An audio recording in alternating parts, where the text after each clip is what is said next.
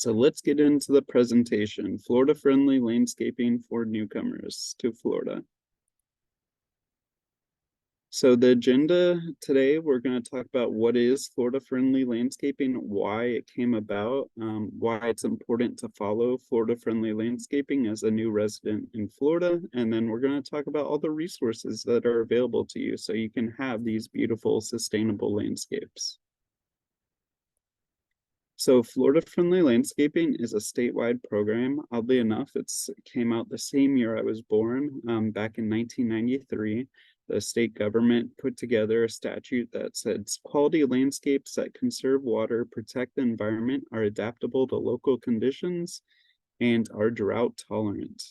And so Florida Friendly Landscaping is slightly different in the different areas of the state because we have 3 really distinct regions and multiple climate zones and soil types that we'll talk about later. So Florida-friendly landscaping, it's really just a really integrated approach in maintaining an attractive, colorful, and diverse yard that is friendly to wildlife and conserves our natural resources. The 2 really big goals that the program is centered on is conserving water and protecting water quality. So there's 9 principles that make up Florida-friendly landscaping. We're going to talk briefly about each of these principles as we go through the presentation. And if you follow these principles, you are going to be contributing to having protecting our water, conserving our water, and helping our wildlife. And while at the same time having beautiful, sustainable landscapes. So there are, the reason Florida-friendly landscaping came about was back when I moved here, I'm not even a native. I moved here when I was in 2nd grade. My parents moved me down here in 2002. And, but even back then they were saying 1,000 people are moving to Florida every single day. And that's held true. I think there was around 12 million people when I moved here, and now we're well over 20 million people. And the thing is Florida's population is expected to keep on growing by that rate. There's this pretty interesting project that was put together by the state government and University of Florida, the U.S. Department of Agriculture, and some other partners. And it kind of looked at what Florida was looking like in 2010 and projected it out to 2070. And the map is really insightful. I'm going to quickly flash in between 2010 and 2070, but the red is developed areas, the green is protected areas. So those are state parks, natural lands, that type of thing. And then the light color is just mostly agricultural and undeveloped land. So you can see there's going to be a lot of growth, especially around the Orlando, Tampa area, and Sarasota. So with this growth, there's going to be a lot more need for water, there's going to be increased pollution, and there's going to be decreased habitat. So it's going to be really impactful and really necessary to have better landscapes. So water quality, this is one of the greatest natural resources Florida has, is our abundant natural springs, all of our creeks and rivers and our estuaries, all the fishing opportunities those things provide, all the beaches, and what all that water is connected to is to our landscape. So the misuse of fertilizers and pesticides can be really big contributors to water pollution and causing issues.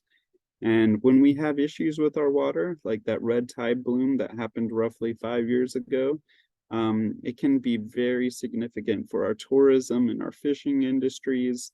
They can lose billions of dollars, tons of small businesses can go out of business. So it's really important that we can take these concerns into when we're thinking about our landscapes. Also, health concerns. The 2 main harmful algae blooms that I'm going to talk about briefly are red tide, which is mainly in our the Gulf of Mexico, It is fueled really by high nutrients, poor water quality. It's a natural occurring organism, but just the size of the blooms, how big they are, and how frequent they are has been tied to our nutrient runoff. And then on our freshwater waterways, we have this thing called cyanobacteria. It can really flare up in our rivers and Lake Okeechobee especially, and it is also very harmful to humans if they can cause rashes and different issues if you just touch it. So these are the reasons we need to be focused on a water quality. So let's get into Florida-friendly landscaping. These are the principles you follow, and you're going to contribute to better water quality. You're going to have a more sustainable landscape while making it beautiful at the same time. So the cornerstone of the Florida-friendly landscaping program is putting the right plant in the right place. Plants selected for a specific site will require minimal amounts of water, fertilizer, pesticides, and maintenance. So it really all comes down to planning. I'm sure I've been guilty of it many times. You go to a nursery, you see this beautiful plant, it's just covered in blooms, and you're like, I need it. I'm gonna buy it. I don't know where I'm gonna put it, but I'm gonna buy it. And then you go put it near your front door. You don't really research what it likes, and that first day is the best it ever looks. It never flowers great again. It struggles. You're always trying to baby it, but you can never get it to look as good as the day you bought it for some reason. A lot of this comes down to just planning and looking at where you're going to be putting the plant. So doing a site analysis, looking at the light levels for where you're going to place a plant, looking at the soil, the drainage, thinking about how big it gets. If you're always cutting something back because it just doesn't fit the spot, it's not the right plant for the right place. And another thing is biodiversity. If you have a lot of the same plants, you're going to likely have more diseases. So it's really good to mix up your hedges, mix up your mass planting so you don't have as many pest and pathogen issues. And the biggest thing here in Florida is we are the only really subtropical region of the United States. And we just grow different plants. A lot of people move down here and they want to grow apples and things like that. And unfortunately, those things do not grow well in Florida, but we can grow mangoes. We can grow these other amazing plants that no one else can grow. So really look up your USDA's zone. I'm going to post it really quickly in the chat. And it's a valuable resource to know what zone you are. And another big thing I like highlighting is shop local. Our local nurseries, our local businesses, they're going to sell the better plants. I've seen those big box stores that are national chains. They're going to sell apples and apricots that grow in zone 4 through 8. And we are solidly zone 10 right where I'm at. So they're never going to fruit. They're not likely not even going to survive if you plant them here. So shop local, shop for our climate, and shop for the site that you're putting the plant. The number 2 principle of Florida-friendly landscaping is watering efficiently. It's really key to have a healthy landscape and to reduce runoff to irrigate responsibly and efficiently. So one way to really do that is water in the mornings. If you're watering in the peak afternoon when the sun is blazing and it's 100 degrees, you can lose a really significant portion of your water just to evaporation. But it's also important not to water right as evening occurs, because the water is going to land on the foliage of the plants. It's going to cause disease issues, fungal issues, that type of thing. So the sweet spot to irrigate is 4 to 7 a.m. Fertilizer. This is the 3rd principle of Florida-friendly landscaping. And it is very, very important to fertilize appropriately and responsibly here in Florida. Fertilizer, the phosphorus and the nitrogen, when it gets into our waterways, it can fuel those harmful algae blooms, which can cause a ton of issues. for our fish and for us. So you really want to be fertilizing appropriately and responsibly, because while it may be an absolutely amazing tool and having amazing landscapes, if you do it too much and you're having runoff, it can be very detrimental to our environment. So do a soil test. Our Master Gardener volunteers do soil tests, and it's only $5 per sample. And again, it's so important to know what your soil pH is for picking out plants. So a lot of the plants that people put in, like Ixoras, gardenias, things like that, they like acidic soils. And if you put them in an alkaline spot, they're never going to thrive. So again, that's that first principle: right plant, right place.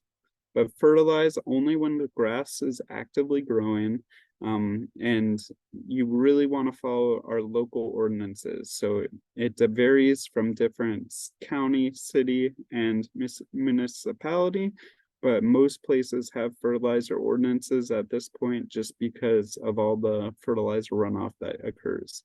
Again, follow UF recommendations. For different types of turf, different plants, you can look up what UF recommends when it comes to fertilizer. And maybe the biggest thing is just following the label appropriately. Fertilizer can actually kill your plants if you apply too much or you apply it in the wrong way. That bottom picture right there is nitrogen burning from someone putting down way too much fertilizer, and it can literally straight up burn and kill plants. Finally, not finally, but avoid weed and feed products. Florida, we are the only subtropical region of the United States, so our weeds are totally different than the rest of the country. And those weed and feed products are normally formulated for like clovers and things that we don't have down here. Instead, we have Florida snow and other things that are considered weeds. And then one other thing I want to highlight is some plants here in Florida actually really hate our soil and do need special care and special fertilizer to thrive. Especially our non-native palms, like this date palm that's pictured in the slide. If you're not fertilizing them, they're going to get stunted. They're going to start showing really off-color fronds, and that is one thing to know, is to know your plants and what their needs are.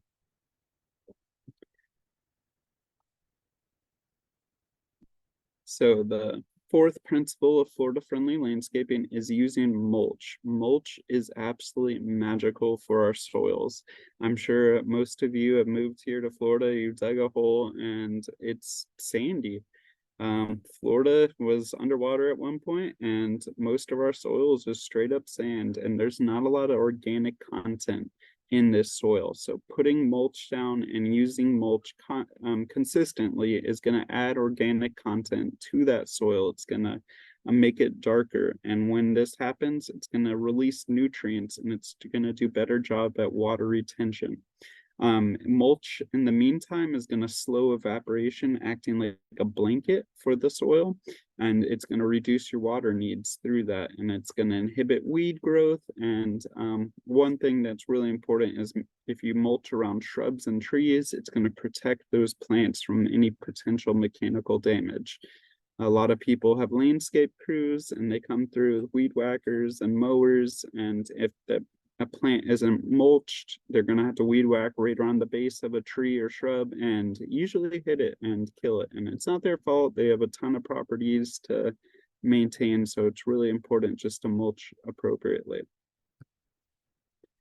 The fifth principle of Florida-friendly landscaping is attracting wildlife. So as we saw in those earlier slides about how much of Florida is being developed, these urban areas are rapidly increasing, and these developed areas, especially on the scale that they're being made currently, can have a major impact on the environment. A lot of the developments that are going in are like 5,000, 10,000 homes, and the builder is just giving almost everyone the exact same landscape, the same shrubs, the same tree, and there can be a massive 10,000 10,000 home development and everyone has the same plants, and there's like 5 species of plants in the entire development. So just trying to plant some other things like focusing on biodiversity, you're going to have less disease issues, and then you're going to also attract wildlife and better support wildlife by having that biodiversity. Planting native plants and keystone plants, especially, you can really help out our wildlife. The sixth principle of Florida-friendly landscaping is managing landscape pests responsibly. Probably the biggest thing when it comes to pest management is just to have realistic expectations. When it comes to your house and pests in your house, totally reasonable to be like, it's not okay for bugs to be living in my house. It's an enclosed environment. You can really control enclosed environments. Your landscape, on the other hand, it's an open environment. It's part of nature. It's not going to be practical to strive for an insect-free, a weed-free, or disease-free landscape. Things are always going to be happening. And one good example I like using is one time this person called in to my office and she was like, I hate snakes. I'm deathly afraid of them. I never want one on my property. So that isn't a very realistic expectation. I tried to explain to her that a lot of snakes are only there because they're eating rodents that are on your property, which you really don't want to have. Most of them here in Florida are non-venomous. The best thing to do is educate yourself on the venomous ones versus the non-venomous ones. So when you know there's actually any danger involved. But in the back of my head, I was kind of thinking, like, what could she actually do to make sure there's no snakes that ever come on her property? Besides making a giant lanai over her property, she could like maybe put in take depleted uranium and mix it into her soil, something like that. That could keep away the snakes, but again, just totally unrealistic, because it's not realistic to limit the wildlife that just is usually passing through your property. The other big part of managing landscape pests responsibly is to use integrated pest management. So this is really just paying attention, catching pest issues early, and doing very targeted treatment. Like maybe just there's some aphids on one branch of a plant. You just cut off the tip of that branch, throw it away, and you nipped the problem literally in the bud. So doing very targeted, mindful targeting of pests is the best way to deal with them. If you do use chemicals, there should be a last resort. Don't be one of those people that is putting down a broad spectrum pesticide every single week because you don't want an insect on your property. You're going to be doing a lot of harm to the environment. You're going to be killing a lot of beneficial insects. So instead, if you're going to use those chemical controls, do very targeted approach. Don't do that shotgun approach. Do the spot treatment approach. Again, follow the pesticide label instructions very, very carefully, because a lot of the initial pesticides that were created and used back 100 years ago were nerve agents that were being used in the World Wars. So we've come a long way. They're a lot safer these days, but they're still not something you would want to get onto you and without knowing what it is, how it's killing the insects. The seventh principle of Florida-friendly landscaping is recycling your yard waste. As we talked about earlier, our soils are very low nutrient. So if you're paying to have your grass clippings to be trucked away, if you're having your yard, if you're having your leaves from your oak tree trucked away, that's nutrients that could be being recycled into your landscape that you're just having taken away. And if you're doing that, you're going to have to supplement with fertilizer, and you're going to have to buy mulch. So it's usually best to try retaining those nutrients in the landscape, keeping the grass clippings on the grass, taking those oak leaves, spreading them out over your landscape bed, and then mulching over on top of it. You won't even see the leaves. They won't blow away. and you're going to really save on mulch costs, and you're going to save on fertilizer costs. So it's really important to try to keep your yard waste in your yard as much as possible. And if you do dispose of it, know that it's illegal to put it into your regular trash. You have to put it into a yard debris trash can, because they actually have a camera up there on the trash truck, the garbage truck, that is looking for people putting yard debris into their trash, because our landfills, land is expensive and our landfills are filling up, and they do not want to pay to just put yard debris that could be turned into mulch in our landfills. The 8th principle of Florida-friendly landscaping is reducing stormwater runoff. A big thing here, especially as we go into going into hurricane season in a La Nina year where we should get a lot of rain, is trying to keep the water on our property instead of being one of those people that's trying to get it off the property as quickly as possible. I've seen people rig up their gutter system so it directs the water onto their driveway and it goes right down their driveway into their street. They're like, oh, not my problem, it's in the street. But if every single person did that, we would have our neighborhoods flood with every little afternoon shower. So try to keep the water in your landscape, have it filter into our water, have it recharge our aquifer, recharge those Florida springs. The ways you do that: putting in porous surfaces, using things like bricks and mulch and porous concrete and pavers instead of just regular concrete or sealed pavers. That way the water is going to filter through. Also putting in rain gardens, putting in bioswales, and directing the downspouts and gutters to those areas is also huge. Finally, a rain barrel, where we are going to have our next rain barrel class the weekend after this one. And the county is giving away, not giving away, but selling rain barrels at cost. And right now it's around $32, $34 to get a 55-gallon rain barrel with all the attachments and everything. And it's a good way to survive when it's very droughty like it is right now. Finally, the 9th principle of Florida-friendly landscaping is protecting the waterfront.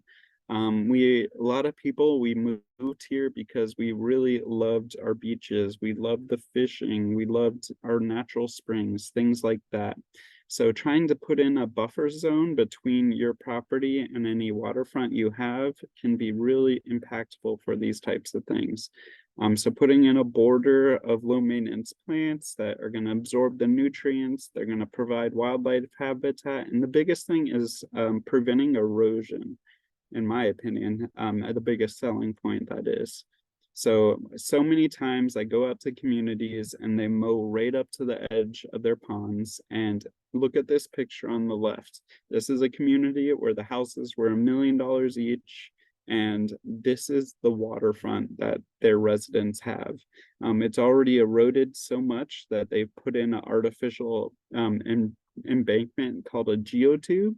It's not going to really hold the bank because, as you see, right up above the geotube, it's mowed very, very short, and the grass is all dying continuously, and it's going to keep on eroding behind that geotube, and they're just going to have to eventually redig the whole pond, and it's going to be hundreds of thousands of dollars to do that. In the meantime, all the fertilizer and everything's going directly into the pond. They're dealing with algae issues, fish kills, that type of thing.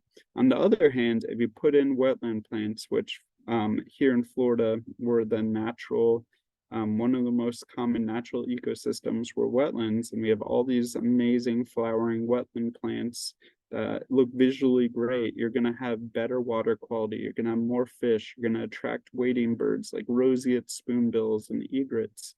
And you can really preserve old Florida and help save future Florida if you do this. So that's one of the biggest things you can do.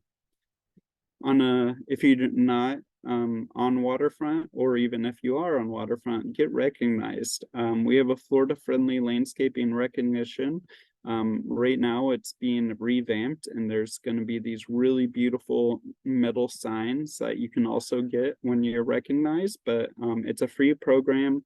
And it's just a way to kind of show off to your neighbors that I'm Florida friendly, and you should be too. If you want to protect this beautiful state, try to put in Florida friendly landscaping. Now, let's talk about the resources that are available to you to get that Florida friendly landscaping.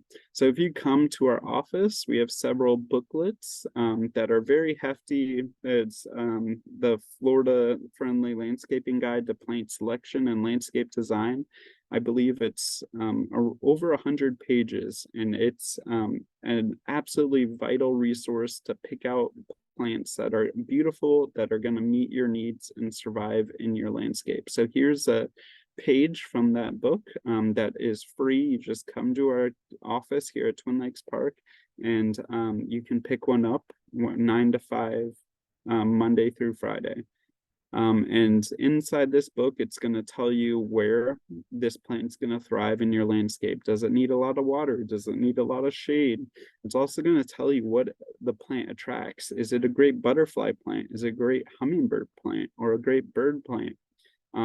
This book is an absolutely amazing resource, so you can start designing a Florida-friendly landscape. Finally, don't let this be your last class when it comes to extension. We have so many amazing topics, and we're always doing public classes like planting for bees, planting for butterflies, low maintenance landscaping. We have all these amazing classes. The best way to find out about them is to follow our Eventbrite page and like our Facebook page. These are ways you're going to stay up to date about when our different classes are occurring, and our big annual plant sale and things like that. All right, so I'm wrapping up now. So let me throw up my contact information again, and come out to our Clark Road demonstration gardens. Visit, get your Florida friendly book, and you are always welcome to shoot me an email or invite me out to speak.